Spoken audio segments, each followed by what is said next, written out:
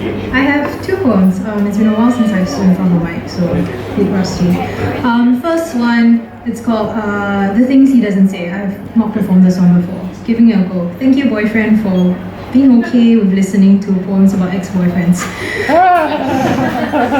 The things he doesn't say.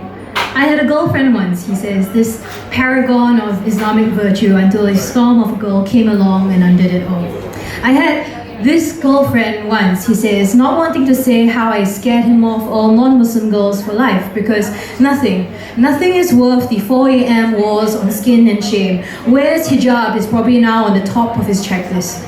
It would have never worked out, he says, sweeping aside our house, our bookshelves, our kitchen, the apple-cheeked children we built separately in our heads, and the delight we found when we had compared notes and found them to say. He doesn't talk about the way our life became one giant conversation from the moment we met, how two people could not be closer even when hundreds of miles apart. He says he doesn't say that he can't wash his face or put on his shoes or read a book without thinking about me. He doesn't say she was my first kiss or I cried every time I left her. He doesn't say I loved her, this whirlwind of a girl with her moods and her fires, or I love her for always fighting for what was right. He doesn't say I miss her like I would miss Fajr. I miss her and other girls. I hold them up to see which ones fall short. I love her when she called me at 2 a.m. because of nightmares. I love her when she face scolded me for surprises. I loved her the way the trees would love a thunderstorm. I loved her, I loved her, I loved her. Instead, he says, we were all wrong for each other, and the way he shrugs shows that this was the end.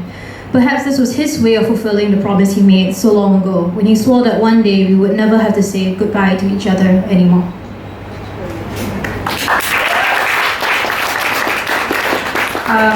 This one spawned a chain of terrible memes on Singapore Ramen. Don't date the girl who posts Facebook poetry.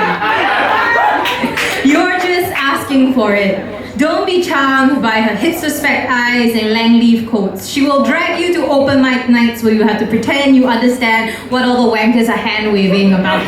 She will take you to books actually to pet cats and support local businesses. She will only eat organic greens and nut butter. This was product placement. She will be nuts. Expect you to read her poetry about her exes, and then you have to smile and ask when she will be publishing her anthology. When you break up, the world will know, because her timeline will skyrocket with Silver Plath and the best of Janice Heng.